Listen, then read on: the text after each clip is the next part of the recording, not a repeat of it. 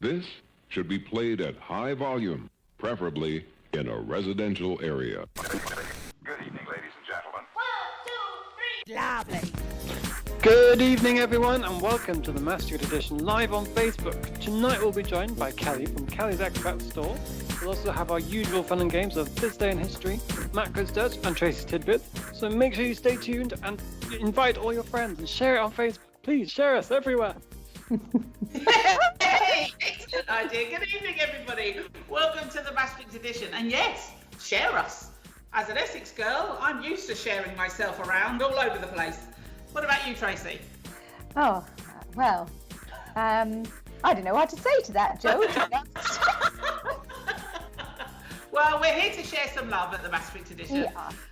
We are. It's nice to see everybody here tonight. We've got a lot going on, as Matt says.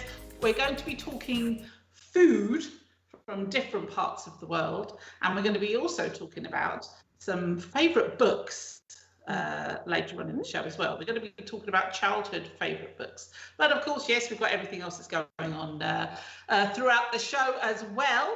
Matt, how are you doing today? Have you had a good week? I've had an okay week, I would say. I really enjoyed the weather, though, apart from today. The rest of the week was lovely. Really nice to go out in the sun. It was even warm enough to sit outside and have our dinner. No, not dinner, lunch. So that was nice. And the flowers. So that was good. But it has been very changeable this week, hasn't it? 1 minute one day it's been roasty toasty, and then like today, I noticed when I went to go and feed the goats just before the show, a bit nipply. Yeah, it was a bit cold. Yeah, indeed. Quite miserable. Now, Tracey, I believe that you have been taking advantage of the fact that we can now make appointments at some of our local shops and health centres and beauty places and so on and so forth. Have you been indulging this week? I've been cramming everything into like 4 days just in case everything gets locked down again. So since everything was reopened on 3rd of March, was it yesterday, the day before, I've been to the acupuncturist, I've been to the chiropractor, I've been to the hairdresser, I'm going to the beautician, I'm going for a massage, tick, tick, tick, lots of things going on. So I'm covering all bases. Yes. Well, you never know. It might be locked down for another 3 months, so I need to get in there while I can. True. I think that's very wise, actually, because, yes, history in the last year has shown us that one minute you're out and the next minute you're in, and then you're out and then you're in. There you go. In, out, shake it all about, as they say. That's what they say. But was it nice to get out there and meet some other people? It was quite nice. It is very bizarre. You're going to you're going to the chiropractor, and you're lying down while she's doing a thing, and you've got your mask on, and you're kind of trying to not come too close, but you still have to be close. And it's you go to the hairdresser, and everyone has to. It's all just it's just not very natural, but it is what it is, as they say. You just got to get on with it, I suppose. But grateful to have been able to get out and about, and even if it was just for an hour, And not to rely just on online shopping. Although saying that, we do have a young lady joining us later by the name of Kelly from Kelly's Expat Shopping, who will be joining us, and she's actually from up north. Up north. But although she's not a local girl from Maastricht, we do have an awful lot of expats living here in this area, of course. So we thought we'd introduce Kelly to you because, as the name suggests, Expat Shopping, she has a shop that sells lots of goodies from various parts of the world. And we thought you guys out there might be a little bit interested that you could get your jammy dodgers. For example, Jaffa cakes, fries, chocolate cream, mince pie mix, mince pies, Branston pickle. It's so. I have shops there on several occasions, and I have actually recommended Kelly's to a few friends and colleagues who've also purchased some items. And I can tell you, over things like Thanksgiving last year and Christmas last year, where many of us were not able to travel home, it was actually kind of a saving grace because we could have a little bit of home here. So it's really and we've got Easter coming up now, so there'll be some Easter goodies that Kelly will be telling us all about. Paul's in the house. Good evening, Paul. I know he's sitting there in South Africa, actually. So very nice. Very nice. Thank you for joining us, Paul. Lovely to have you with us. So, yeah, as I said at the top of the show, we wanted to talk about books this evening because we all have our favourite childhood books, and it is International World Book Day today. Yes. So it is. Oh, sorry, Tracey. Yes. A shout out as we're speaking about World Book Day. A reminder that our friends of the show and recent guests, the English bookstore in Maastricht, is opened again. So get along and give them a support. Good point. Yes. Good point. And they've got a lot of books. Lots of books. They would have some recommendations for you if you're looking for something new. But we're talking about something old. We want to know, what were your favourite books as you were growing up?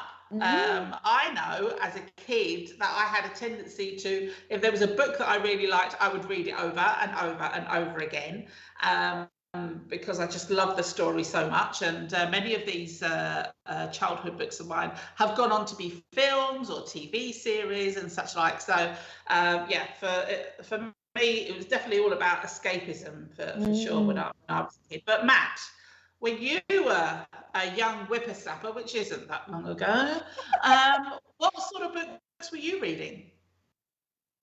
I love fantasy books. Okay. So I was reading Harry Potter, Chronicles of Narnia, The Lord of the Rings, The Hobbit, that sort of thing. Terry Pratchett, my favourite. Yeah, that's covered them all, really, isn't it? Yeah, you've ticked the main ones there, Matthew. Tick. What is it about those kind of books that you loved? I think also, like you said, like about escapism, and it's like completely. I don't like reading about real things that much, and it's the same with TV. I much prefer it as something like completely made up. I don't know. I think it's just more creative, more exciting. I don't know. I just always liked that. Been drawn to it. And was there a particular favourite? I really liked the Chronicles of Narnia. They're really fun series of books, written in like I think 1930s or something. Like it's quite an old. This is the one where you go through a wardrobe, isn't it? Yes. Yeah, the most famous of the series is The Lion, the Witch, and the Wardrobe, but I think there's 6 or 7 books in total. But they're just like really interesting, like a mixed match of like different like Greek myths and legends, like creatures from that, and like different magic, and it's just really clever. And there's also very like a Christian sort of edge to the story, because the main, like the savior of the story is Aslan, the lion. A lion. The talking lion. The talking lion. And apparently, like it's a spoiler alert. I'm sorry, he dies, and it's all very sad. It's like, he sort of sacrifices himself for the good of the people, of course, like Jesus did. So yeah, there's lots of things to read into it, and it's really interesting. So you should read it. Yeah, it's very. Well, nice. I'm all for a talking lion. I mean, I'm sold on a book that's got a talking lion. Although, in an ideal world, I'd have the talking lion right next to me here. Surprise guest. Oh, hello. He didn't actually die. Here he is, Aslan. That would be nice. But I think the reason something like that appeals to me also is because as a child I was very much into my Disney films, and they pretty much had talking animals all over the place. And growing up, I did become extremely disappointed that my dog didn't respond to me the way I expected him to. But talking animals. I think that the recent remake of Jungle Book that they've done as a film, absolutely fantastic. I've watched it 2 or 3 times, and of course with Paddington that we've had recently made on films. I mean, again, just chatting away with Paddington. I mean, yeah, that works for me. It works for me. Tracey, what about you? What favourites do you have as a child? Yes, well, I was an avid book reader. My parents instilled a huge love of book reading in both my brother and I. I'm very grateful for that, because it's something that carried with me through to today. These days, I will still read every so often one of the childhood books. They're often just fun just to read. I do tend to like thrillers and mysteries, that kind of stuff. So as a child, my most favorite set, I had the collection 1 to 21 of the famous 5 books from Enid Blyton. Yes. And they also were made into a TV show. I have the box set, by the way. But I read all of those, 5 go to Finiston Farm and 5 get in trouble again. And there was always something going on. And actually, I have today still many Enid Blyton books floating around. I have an example here just by coincidence. So I have this one, The Rocking Down Mystery, which is quite interesting. And this one, Rag, Tag and Bobtail. And collector's item at this point, people. But these are all, in fact, there's even little drawings I've done on the inside, it seems. So, good Lord. Anyway, moving on. But these are the kind of things I liked to read myself. But before I got to that stage, of course, my mum and dad would read to me. And I actually still have some of those little books, would you believe? And for some reason, they all featured little furry animals and creatures. So I guess that started off quite young. You being a huge animal lover. So I have one, example of this one, which is a little grey rabbit's birthday. And this is one that my mum would read to me. And it was just small pictures and just a little bit of text about bunnies and squirrels and all that kind of stuff. So I suppose those are the kinds of books I was drawn to as a child. So, yeah. Lovely. I think somebody's at your door there, Tracey. Dave is on the way. I believe this is, surprise, surprise, another of my Amazon deliveries. We're on first name basis now, myself and the delivery chap. He's on the Christmas card list. He pops by for tea. We've all got to know our posties over the last year, haven't we? This is very true. It's very true. Actually, I missed a delivery today. I got a little note saying that we missed you and that you've got to go and pick it up. So I find that so annoying at the moment because I'm always here. And for some reason, that always happens to half an hour I go for a walk or something. Whoa. Oh no, I didn't leave the house. I mean, go figure. I don't know. They've looked and rung and. I'm not that far from the front door, but yes, I've got my notes. So anyway, it's a trip out tomorrow. So. Well, there you go. Ooh, go wild, dear. Exciting times. Oh, excitement.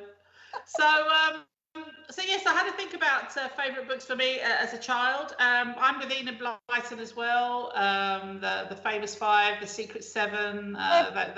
They were good. The Magic Faraway Tree for me.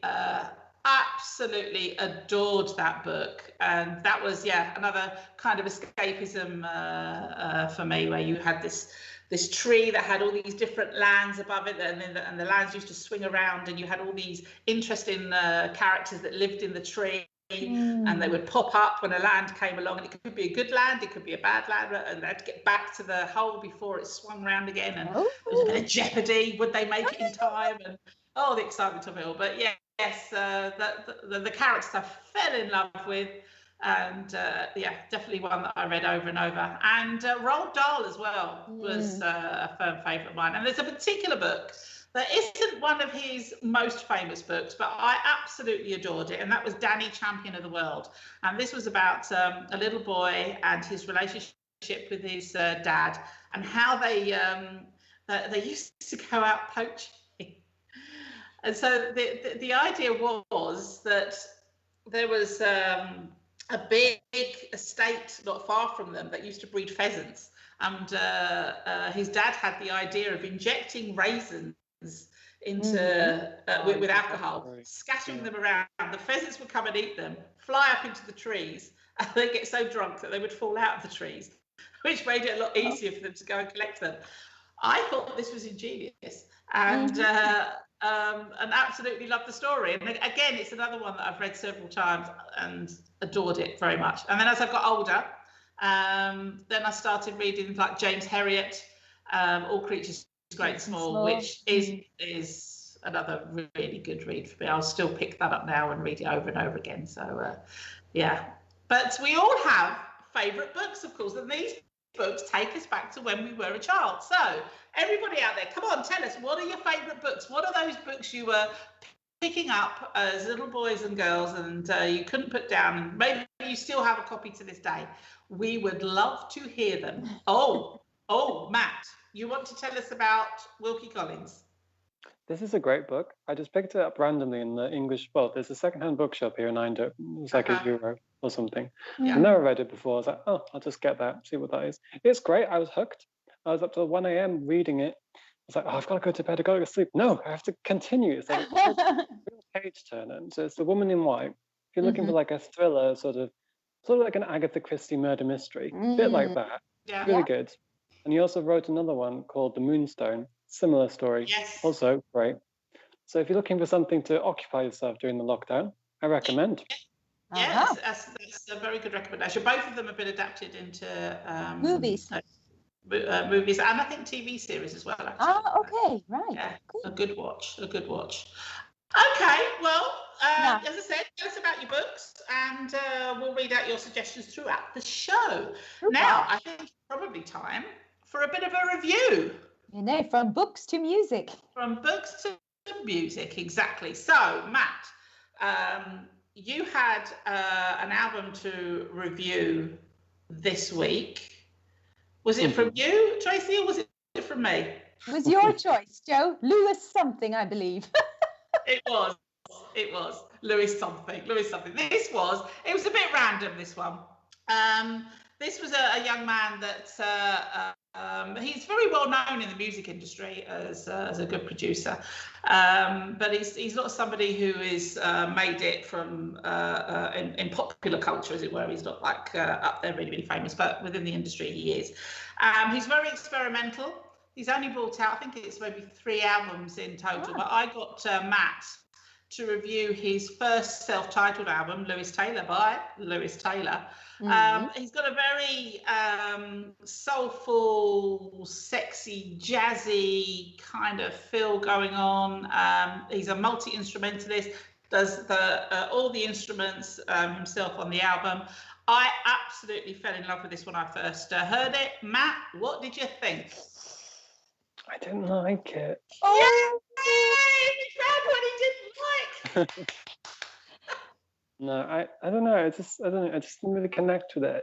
I felt a bit like, I just felt it was quite dated, maybe. I felt like I couldn't really, I don't know, I didn't feel a connection. Okay. Oh, this is interesting because it's funny. Last week I gave up on trying to find an album that you would hate because you kept liking what I suggested, and then I thought, oh, this one you'll probably like, and you don't like it. Oh well, I'm actually pleased. I think he has a good voice and everything. I don't know. I just didn't like the songs. They didn't speak to me. So you didn't feel sexy while you were listening to them? No, I was cooking. Oh. It's not the best time to feel sexy while you're cooking. Well, it depends, I guess. Things can get hot in the kitchen, I suppose. They certainly can. Maybe you're not cooking the right food, Matt. Exactly. Vegetarian. Nothing wrong with vegetarian. But do you have like vegetarian aphrodisiacs? This is a whole different show to go down. Maybe we should explore that. It's a whole different show. Yes. Well, don't we have someone coming on to talk about vegan cheese soon? Maybe we can ask said person if they know about vegetarian aphrodisiacs. No, well, I think it's more to do with the vegetables before you've peeled them. Oh, Joe, there's an image. Oh my goodness, Matthew, back to the album. A nice sturdy cucumber. That's all I'm saying. Right, so this didn't do anything for you, Matt. No. Okay. And there wasn't a single track on there that you thought, oh yeah, that's not bad. Or it was just the whole album. You went, nah. I mean, yeah, there was some like I was like, okay, that's good. But I mean, I literally now can't remember them, so I feel like that's not a good sign. Yeah, okay, fair enough. Okay then. So, how many Matts out of 10? Well, I did think he had a good voice, so I think I would give it a 5. Ooh. But you know what? That's not bad. Well, considering he didn't like the album, you know. Let's be generous. Merit nice, Matt. I see. Well, okay. Okay, fine, Matt. So fair enough, right? So that's 5 Mats out of 10, which means then, Tracey, you've got to pick an album for Matt to review for next week. I do. I have chosen, well, actually, Joe, I'm kind of surprised that neither of us have chosen this artist up till now. So I think it's time. I'm going back to 1968. Okay. And I'm choosing, which I believe is the first live album that we've chosen for Matthew to listen to. Okay. Joe's musical mind is trying to work out what this could be. This album comes from a fantastic artist with an amazingly special voice. Okay. It was recorded live, as I said, in 1968, and it's a mix of blues, rock, gospel, a little bit of... I know where you're going with this. Let's see if she's right. Matthew, for you, and this is a cracker of an album, I have to say, I have chosen for you from the fabulous Johnny Cash, live at Folsom Prison. There you go. There we are. There you go. Okay. This is the one for you for next week. This is The Man in Black. Man in Black himself. The woman in white, the man in black. There you go. There's a great hurrah for me. So yes, I've chosen this one for you. I have several of Johnny Cash's albums, but I thought maybe this was a good one to start you off. It's widely regarded as his best. Very interesting, very very special. His voice is really something else. So I'm curious. I don't know if you know any songs by Johnny Cash, but have a listen to this one. See what you Great think. Balls of Fire, is that Johnny Cash? No. No. He fell into a ring of fire. Oh, well, yeah, there you go. Yeah. He did, but no. Not Great No. Balls of No. Have you seen the movie Walk the Line, Matthew? I think I've seen that. Yeah, well, this was about Johnny Cash. That movie about his life. Okay. Oh, that was Jerry Lee Lewis, I think you're thinking. Great Balls of Fire is Jerry Lee Lewis, yes. Not to worry. Completely different. Yeah. That could be an option, though, for Matt in a future review. But in any case, Matt, I've chosen Johnny Cash live at Folsom Prison for you for next week's review. Excellent stuff. Okay, so I'll be interested to see. Joe, was it the one you were thinking of? Yes, it was. Yes. What Yes. gave it away? I don't know, but well, it was a special live album, and I know it's very famous from 1968. So yes, that's what I had in mind. So it's well, look, I think it's an acquired taste for sure. So we shall see. We shall see. And yes, it's time to move on. It is. It's time for us to get a little bit zen-like, I think. It's time for us to chill a bit. Put the kettle on. Maybe chow down. Chow down. Chow down. Get all om-like. As the whole of Maastricht comes to a grinding halt. Because it is time for This Day in History.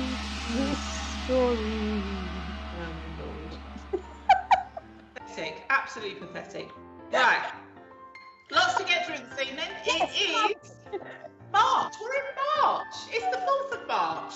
Here we are. Spring is almost upon us. It's going to dump a load of tulips over us very, very shortly. So there we are, 4th of March. And on this day in 1792, Hawaii got very excited because oranges were introduced to Hawaii. Oh, hurrah! Who doesn't love an orange? Doesn't love an orange? Orange juice. There you go for your breakfast. They love it. Or Now, a Terry's chocolate orange. We might be talking about that a bit later, actually, with somebody. Unwrap it. There'll be some people out there who know exactly what I'm talking about. In 1793, on this very day, Washington's second inauguration as US president had the shortest speech in history. It was only 133 words. Oh, that's quite short. Yes, that's very, very short. So it only took a couple of minutes, and that was it. And not even that, probably. Very, very short speech. Not like they have today, when the inauguration goes on and on and on and on. And it used to be, actually, the inauguration up until very recently, I think it was only maybe changed in the last 50 years or something like that. The inauguration used to be on the 4th of March every year. And then they moved it to January. Now, the reason it used to be on the 4th of March was because in days of yore, when they first started electing the president, for the news to actually spread across the United States, it would take several months for that actually to get across. So that's why it took so long before they actually had the inauguration. But of course, these days they could have the inauguration within a couple of weeks, really, because they vote in November and then they have to wait till January before they get the keys to their new home. That's it. And in 1841, this was a big change from 133 words, because the longest US presidential inauguration speech with William Henry Harrison was 8,443 words long. So from one extreme to the other.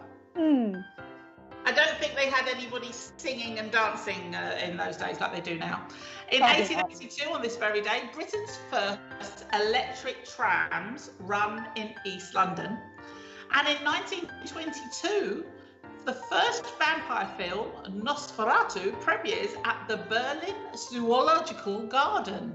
Oh, okay. Why they chose to have the premiere there, I really don't know. That, of course, is an adaptation of Bram Stoker's Dracula. But they'd have bats in the zoo, wouldn't they? Oh, is that what it is? What atmospheric I don't know. But they did. I'm sure it was great. Now, this is a cracker, this one. Howdy Doody for President. On March the 4th in 1948, the puppet Howdy Doody announces on the Howdy Doody TV show that he's running for president for all the kids of the United States. Oh. His campaign platform included 2 Christmas holidays, fewer school holidays, and free admission to the circus and rodeo. Oh. His sidekick, Buffalo Bob, offered to send an I'm for Howdy campaign badge or button to children who sent in a self-addressed stamped envelope. Now, they had ordered 10,000 of these badges, but within a matter of a few weeks, they'd received more than 250,000 requests. Wow. At that time, the show had no sponsors, but the campaign was so successful that along with the sponsors came merchandising offers. And when the creator of the Howdy Doody puppet demanded royalties, he was informed that he had created the puppet as a work for hire and was not entitled to royalties. So he took the puppet and left, leaving the show without its star. And while the new puppet was being created, the show covered Howdy's absence by claiming he was on the campaign trail. Oh no! They also explained his new look by saying he got plastic surgery to increase his appeal to girl voters. Good grief! Wow! That is very bizarre. In 1948, they were talking about plastic surgery. I mean, it's just crazy, absolutely crazy. So there's an interesting one for you. Howdy Doody for president. On this day in 1954, Peter Brent Brigham, in a hospital in Boston, Massachusetts, announces the first successful kidney transplant. And in 1965, now Matt, you may not know this, David Attenborough became the new controller of BBC Two. There you go. But he didn't know He's that. the one who brought in coloured tennis balls. Yes. Because when it was black and white TV, that was the only way they could see the balls. Oh, True. indeed. Absolutely true. So yes, he was running things on the BBC Two channel for many years before he became the much loved naturalist. Nearly said naturist there. Something else? Yeah, entirely.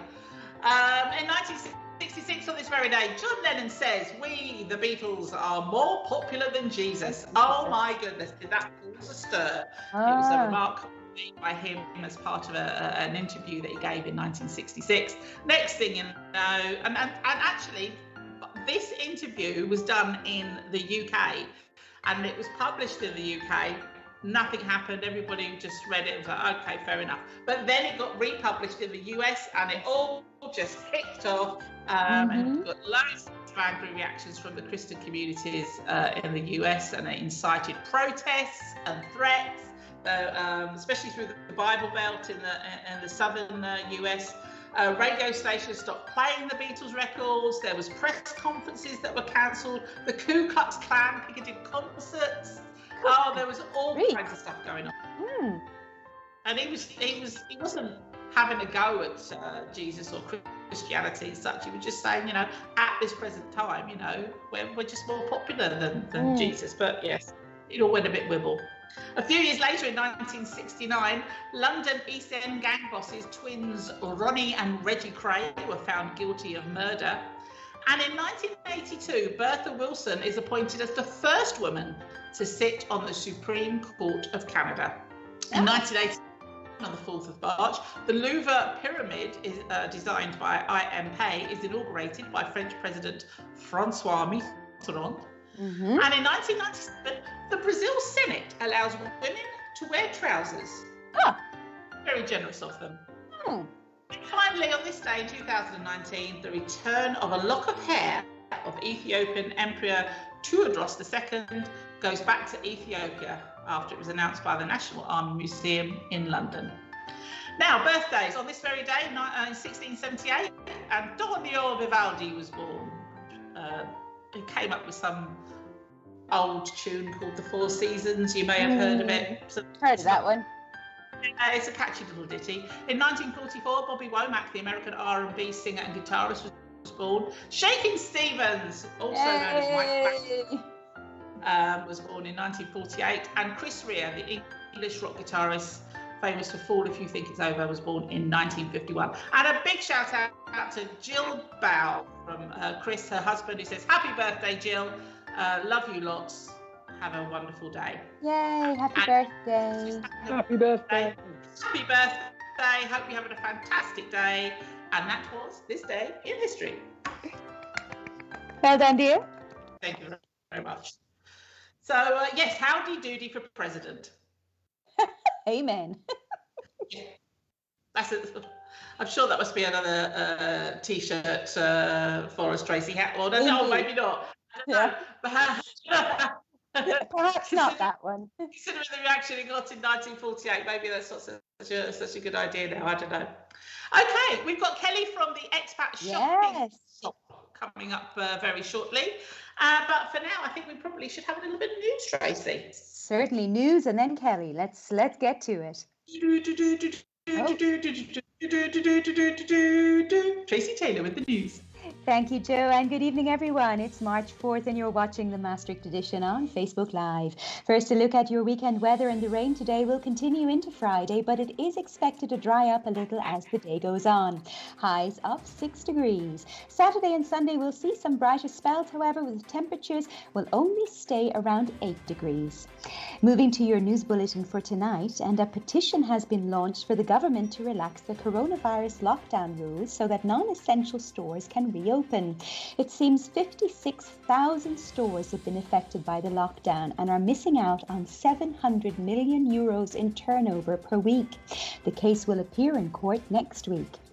However, Prime Minister Mark Rutte is not very hopeful that the current coronavirus restrictions can be relaxed any further at this stage, especially in light of the latest infection numbers. As of yesterday, there were 5,090 new coronavirus cases. That said, and despite starting late, the Netherlands is doing a great job in catching up with the rest of Europe when it comes to vaccinations. According to recent figures, 7% of the Dutch population have received their first dose of the vaccine, putting the Netherlands in 4th place in the European Union ranking. Malta is first, followed by Denmark and Finland. The UK is actually leading, but is not included in the ranking as it is no longer part of the EU. And with the elections taking place in the Netherlands next week, it seems that around half of Dutch people will vote for the same party as for the previous election. 20% are still unsure and 23% have decided to switch to another party. In other news, and following a number of successful experiments in the events sector, the travel industry now wants to try an experiment with a vacation at a resort abroad for a fixed number of participants. The idea is still under discussion. And as of 2023, supermarket Albert Heijn will only sell free-range chickens with the Beter Leven quality mark. Animal rights organisation Wakker Dier is said to be delighted by the announcement. Chickens that get the Beter Leven quality mark live longer and grow more slowly than their battery farm counterparts. There is also more attention to their health and they are allowed more space and time outside. And Princess Alexia, the second child of Dutch King William Alexander and Queen Maxima, is set to attend the United World College in Llantwit Major in Wales. Princess Alexia will begin studying there after the summer and will follow in her father's footsteps by attempting to complete the International Baccalaureate there. And moving to local news, it seems that the Ambi area of Maastricht has decided to hold a summer carnival party. According to the organizer, various artists from all over Limburg will perform on Saturday, September 4th from 3 p.m. And the current mayor of Maastricht, Annemarie Pentestrake, has been nominated for reappointment by the City Council. In a response to the citizens of Maastricht, she has said that it is a great privilege to serve the city and realises that her reappointment brings great responsibility. She went on to pledge her dedication and commitment for the years to come. And finally tonight, all aboard. It seems the iconic Orient Express will be making a stop in the Netherlands this summer. The famous train will depart from Amsterdam on June 24th before travelling on to Paris and finally to Venice. This is the first time the Orient Express will run a service via Amsterdam, and if you have always dreamed of travelling on the train, a one-way ticket costs just €3,000. And that's it for tonight. For more local news, you can follow RTV News in English on Facebook and Instagram. If you are a local business, be sure to check out the Support Your Local Business South Limburg Facebook page, a joint initiative between #Maastricht and the Maastricht Edition. And if you want to discover events, concerts and cultural activities going on in Maastricht and the surrounding areas, head on over to the website of our partner, maastrichter.com, to check out their awesome calendar of events. And don't forget that you can always find us on the Maastricht Edition Facebook page, on our YouTube channel, on Redbubble and on Instagram. For all the details, check out the maastrichtedition.nl. Lovely stuff, Tracey. Thank you, Very darling. well pronounced, Tracey. Very well Thank you, Matt. Yay. My Welsh. €3,000 for a train ticket. Do me a favour. Oh, well, I know. It would be nice, though. I'd love to go on the Orient. Oh, wouldn't we all? But please. 3,000. That's just one way, Joe. I know. So 3,000 to Venice, and then you jump on EasyJet to come back for €20. You're hitchhiking back or something. Oh my goodness, that is a lot of money. A lot of money. But yeah, if money was no object, then that's well, I don't know. I don't know if I could justify that. I mean, that's yeah. I'm sorry. I think I'll probably rather put the money to better use, to be fair. But oh well. If somebody else wants to pay for me, oh yes, just putting it out there. That would be nice. Me too. So I think let's see if we get Kelly on. Kelly from Kelly's expat store, I believe, is going to be joining us in the house. We've just given her a call now. She should hopefully be coming through. Any minute now. The wonders of technology. And of course, we're also going to be asking Kelly about. There she is. Hello, Kelly. Hello. Welcome to the Maastricht Edition. Thank you. Thanks for having Lovely me. for you to join us. Great to see you. And what a great wall you've got going on there. Yeah, Are these great pictures wall. of your family? Fabulous. Well, this was one of these things I've seen at the IKEA, but it's still empty. And yeah, and a friend of mine just done a bit of a wind up, so he filled them all with all funny pictures, and I think I'm half photoshopped on a few of them, but yeah, it's It's just my daughter's cooking, so I thought if I'm facing the other side, you're gonna see my daughter. Indeed. Yeah. What is she cooking for you this evening? She's cooking butter chicken curry. Oh, I see. Nice. And would it be that some of those ingredients have come from your shop? Well, normally if I would be cooking, yes, then it would be a Sharwood's curry sauce and Uncle Ben's rice. But my daughter really loves her cooking, so she just goes to the Albert Heijn and gets all the fresh ingredients. She's putting you to shame, isn't she? So we have to explain, Kelly, of course, that under normal circumstances, we're talking to people who are based here in Maastricht, but we've actually travelled up north to get you on the show because you're much further away from us. Could you tell everybody exactly where you are? Well, I'm in Wassenaar, so just outside The Hague. Because my store is, we have one store in Wassenaar, one in The Hague, and one in Amsterdam. So this is a very, perfect spot to not be too far from the shops. I would love to live down south. I really would. But, that's so kind. So would Tracey love you to come down south? Yes. Feel free to open Kelly's expat shopping down here. I think. Yeah, one in Eindhoven, one in Maastricht. Yeah. No, I have to say it's quite funny because we do get a lot of emails per week. You know, oh, can you please open down south, or even in Groningen or Utrecht? And it's like, okay, I think 3 shops. I can hardly handle that, let alone more. Yeah, indeed. But that's why it's so wonderful that we can buy so many things from your store online, and it's a great service. Apart from things like butter and cheese and sausages, obviously, but stuff that's not going to go off in transit. Yeah, that's correct. Yeah, we since last year the web shop has really grown a lot. So we do, I think, between the 100 and 150 parcels a day. So wow. Yeah, so we have, but we ship all over Europe. So it's not just Holland. Yeah. But, and of course after Brexit, it's even increased because of course normally people would maybe just order online from the UK. But that's, it's a nightmare. So, I mean, you know, for us it's good, but don't start talking about Brexit. No, indeed. No, we don't like to talk about it on this show, to be honest with you. But as the name suggests, this is expat shopping, and you're not an expat, are you, Kelly? So how did this all start? Yeah, well, my dad was English. He was from Teesside up the north, and my mum was Dutch. So we were always just raised in Holland. My dad was actually an expat, and he traveled around the world for his job.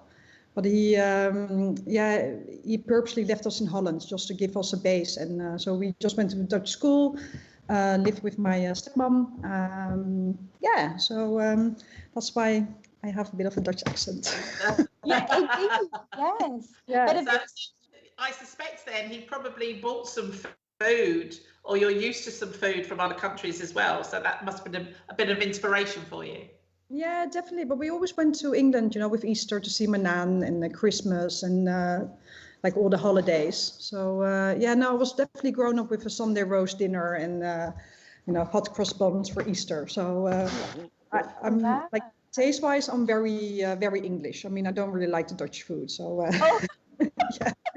especially the Yorkshire puddings and the Yorkshire tea, definitely. Oh, I love a Yorkshire pudding. I can see you dribbling, Tracey. Yes, I am dribbling. I'm short-circuiting. Oh my goodness.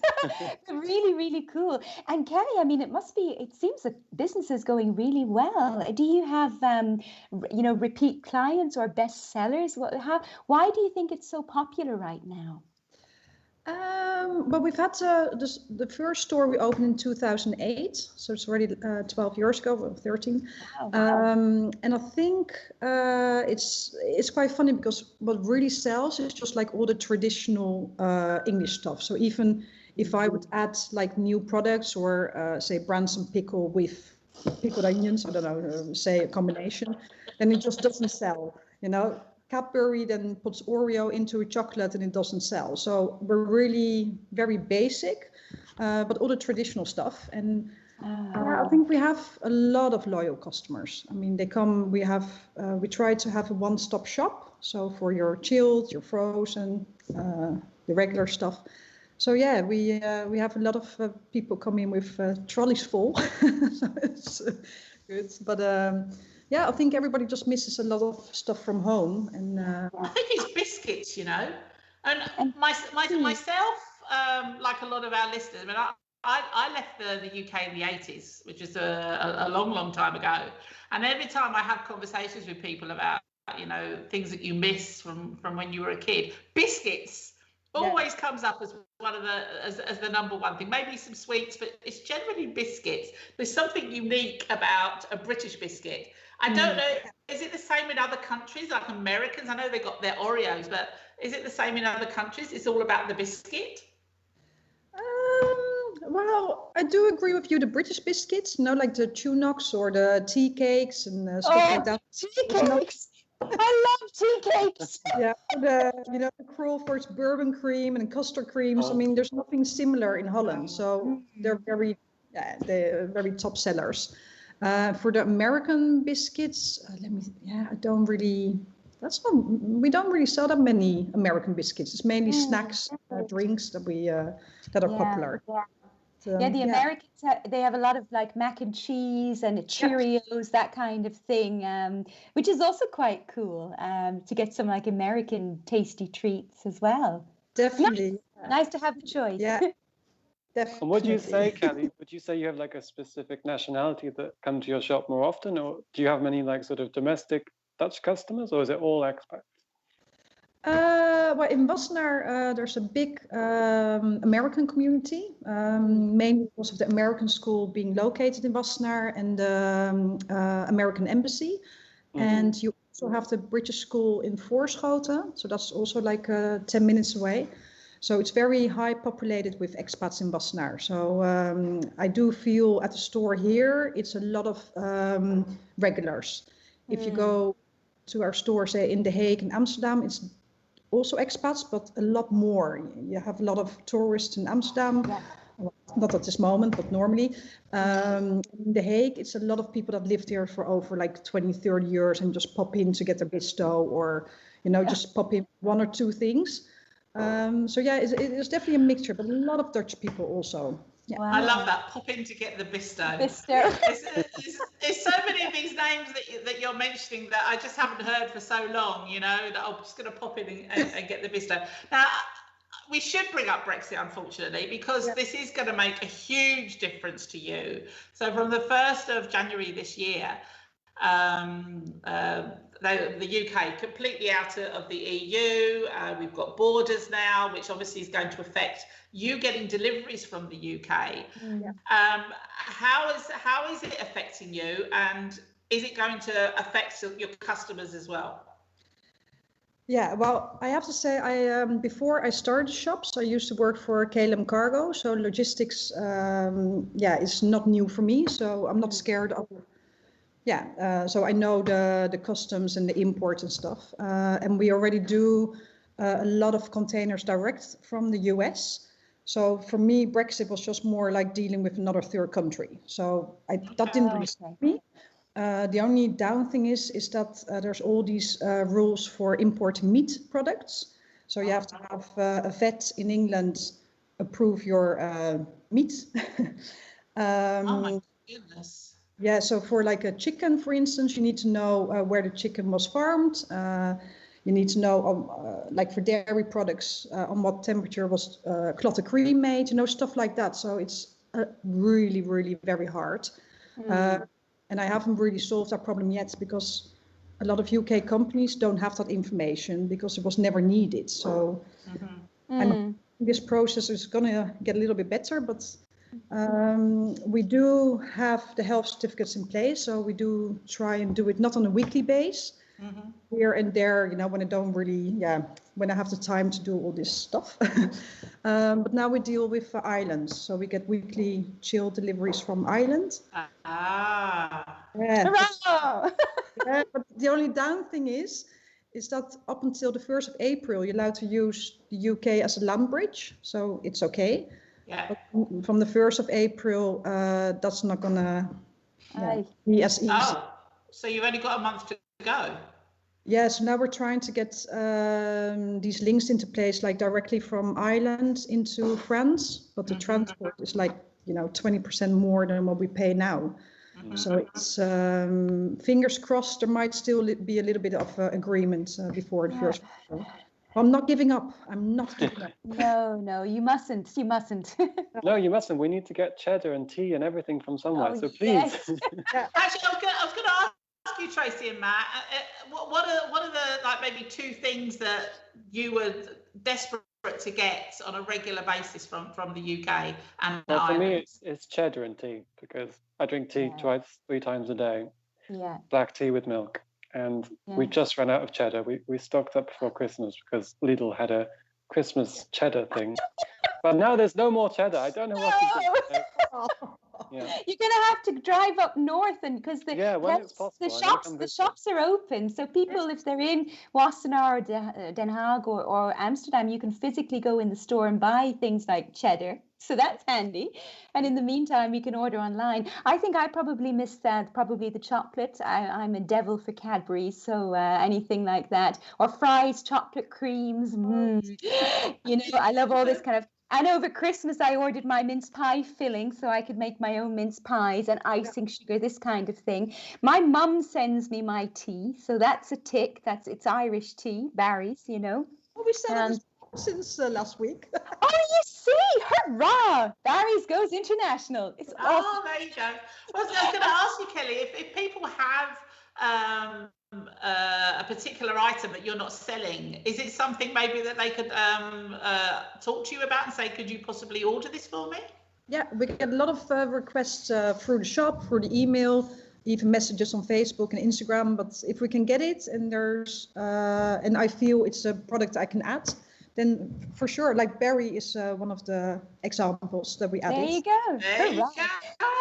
It's not just Irish and English products. I mean, you have stuff from America, from Canada, from Italy, I believe, from South Africa, from Australia. Tim Tams. Oh, so for all people from anywhere, there's many countries represented at the store, which is great.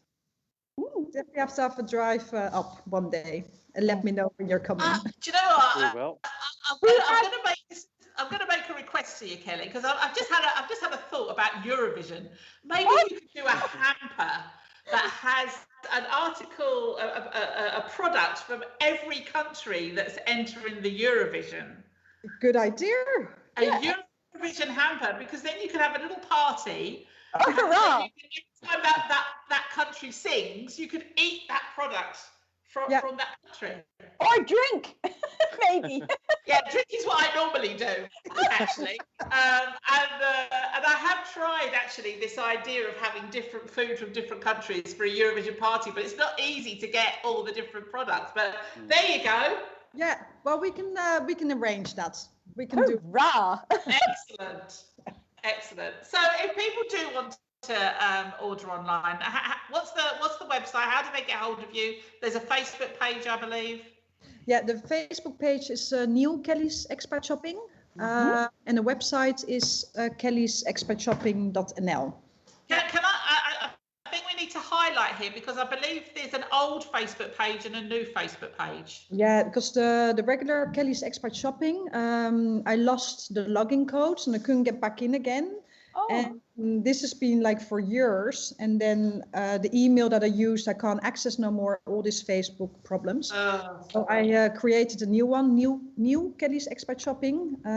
It's very annoying because I would like to have my old one back. For the, Of course. Yeah, it doesn't. I haven't fixed that one yet. Okay. I was going to say, Kelly, they're also on Instagram as well for people who maybe want to follow and give you guys a follow and watch out for special offers, because as we said earlier, Easter is coming up. Do you have any sort of special actions that are going on for treats and things? Well, we did have a giveaway hamper for Easter a few weeks ago on our Instagram. So that's already finished. Yeah, we do try to keep our prices as low as possible because we buy direct in England. So I don't use any in-between companies. So Yeah, we try to do our best, and we have we do like buy, say, not really Easter's not really a special offer, but like big boxes of tea are, and big Stuff liters. like that. Yeah, and cans of drink, and no, we do our best. Yeah. I have no idea where that's coming from. Before you go, Kelly. Oh, she's moving. She's on the move. Oh, is it coming from your end, Kelly? Oh, it's her daughter in the kitchen. Yes, quite possibly. Oh, I think we may have lost Kelly. Oh no, she's back again. She's back. Sorry, Before you go, Kelly. Yeah. We've been talking about favourite children's books growing up. Do you actually have one yourself that you remember as a kid reading? Well, when I was younger, I used to read all the, well, not all the books, but from Roald Dahl. I like that, like the. There you go. Friendly giant and stuff Yeah. like that. I'm with you there for sure. I'm with you. Well, it's been an absolute pleasure having you on the show, Kelly. Thank you so much for joining us all the way from up north, and we wish you all the luck with the shops. We'll get all of your details all over our socials this evening after the show. And whenever there's any exciting news about the new shops, any special offers that you want us to share, then please do let us know. Oh, perfect. And thank you for putting me on the show. Great. It's been lovely to have you, Kelly. Okay. All the best now. Take care. Until soon. Bye. Oh, how cool. What a lovely lady. Yes, very, very nice. And I have to say, I've purchased myself personally stuff from Kelly's Expat Shopping Centre several occasions, including Kellogg's Crunchy Nut Cornflakes. Another They ran out when I tried to get them. You got to try You again. had the last box. I must have had the last box. And I must say, everything arrives very quickly. You get updated about when your shipment has been sent, and it's packed really beautifully. Everything kind of comes in a really good layout, good quality. Nothing's bashed or broken. So it really is a great way to support and have some treats and goodies from home. Fabulous. And I'm thinking team event, people. We can hop in the car, drive up north one day and go shopping. Oh, team outing. Excellent. See, I haven't had Crunchy Nut Cornflakes. I cannot remember how many years it's been since I've had those. But I do know if you stuck a box in front of me, it wouldn't last 5 minutes. I mean, the Crunchy Nut Cornflakes. Oh, they're so good. God. Yeah, I would just empty the whole packet into an enormous bowl, ice cold milk, and that's it. I'm done. I know, indeed, Matthew. You can buy them in Germany, but of course, at the moment, it's also difficult to get across the borders right now. So for me, it's online shopping with Kelly's all the way. In fact, I may put in an order this evening. Wait until the show's finished. We are coming to the end of the show, so before we leave, I think it's time for Matt to go Dutch. What have you got for us this week, Matt? What do I have for you? This week is, this month is election month in the Netherlands. Yes. So I thought I'd tell you a bit about the election, because if you've not been here 4 years, you might not know anything about the election, because it happens every 4 years. So on the 15th, 16th and 17th is the Dutch elections. It's normally just on one day, but because of Corona, they spread it out a bit, so there's less busyness at the voting stations. Of course, you can only vote if you're a Dutch citizen and you're over 18. So for our international listeners, unfortunately, you can't vote. But it's still interesting to know what's going on, and because these decisions will affect you, because the government that's elected will make the policies that will affect our lives. Yeah. And if you're with a Dutch spouse or partner, you could, give them the right exactly. If one of the parties does something you don't like, well, you could sort of, Anyway, so the government. I'm going to try that. Yeah, you should try that. So basically, the Netherlands is a constitutional monarchy, so that means that the king is the head of state, and below the king is the Eerste Kamer, the higher house of parliament, and the Tweede Kamer is the lower house of parliament. So this is the election for the Tweede Kamer, and there are 150 elected MPs within that group, and that's what the election is for. So the Tweede Kamer is elected every 4 years, unless the government fails or resigns. Actually, this government did resign over the Toeslag affair. I won't go into that, but this is the planned vote anyway. And then the Eerste Kamer has 75 senators, and they're elected every 4 years, but they're elected by the regional council, so the provincial, like the Limburg Provincial Council, which is in Maastricht. They elect a proportion of the senators to the Eerste Kamer. And the way the Dutch system works is it's proportional representation. So, for instance, for the UK, this is very different to me because it's not necessarily the party that gets the most votes will rule the country. Because it's proportional representation, it means that if you get at least 0.67% of the vote, you'll get a seat in parliament. So that means there's a lot more smaller parties in the Dutch government, and they have to form a coalition. So that means there's a lot more compromise here. There's lots of sort of combination of different ideas always within the government. And when you get a Dutch voting slip, it's a huge thing with like hundreds of different candidates. And so you have to make two choices. You have to choose your party, and then you have to choose an MP or a candidate from the list. And then they get elected based on how popular the party was and how high you are on the list. But if one of the candidates gets more than 25% of the electoral quota, they can jump the queue. So if there's an MP, I don't know, at number 2, but number 5 gets more, he can jump over it. So if you really want to go for one of the candidates, you could try and get them elected that way. So then once the votes are all counted and they find out how many seats each party gets, they appoint an informateur. I'm not entirely sure what that is. It's a person who works together with the MPs to help them work out who has the biggest majority and how they can work together to form a coalition. And then the informateur chooses a formateur. I don't know why they have these names, they're so similar. And then the formateur is normally the person from the biggest party, the leader of the biggest party. So in this case, it'll probably be Mark Rutte, as it has been for the past few elections. And then he will choose the final coalition and publish the Regeerakkoord, and then there'll be a new government. So that's going to happen within the next few weeks. And we'll have a new government probably by the end of month, maybe next month. So yeah. There you go. Well, hopefully that's a bit clearer to everybody. It's not the easiest system to understand here. We know that. It's good that they have so many parties that represent everybody within society, but at the same time, that obviously brings its own complications as well. And that piece of paper you were talking about, yes, it's the size of a small family car, so it is absolutely huge. But hopefully by the end of the month we shall know more. That would be good. So thank you very much for that, Matt. Before we disappear this evening, Tracey, do you have any titty bitties for us? Very quickly, the titty bitties, because we're running so late today. Very quick one. Our partner, Maastricht Life, is very happy to bring you the Euregion Film Festival 2021 online. So 20 films have been selected, 12 will compete in an international competition and 8 in the Euregion competition. You can watch all 20 movies online, so check out maastrichter.com for more details. The festival runs March 3rd to March 7th, so still time to watch some films. The lovely Marika at Pont Art Gallery has a special event on March 8th to mark International Women's Day.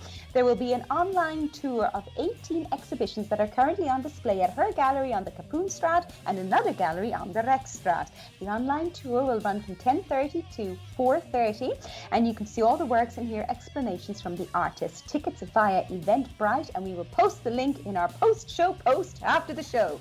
And finally, former guest on the show, the lovely Jeske Onderwater, is hosting some creative guidance sessions in March and some Wild Woman Rising events in April. Very interesting stuff. For more information and to sign up, you can check out her Facebook page, and I will also share that in our post-show post after the show.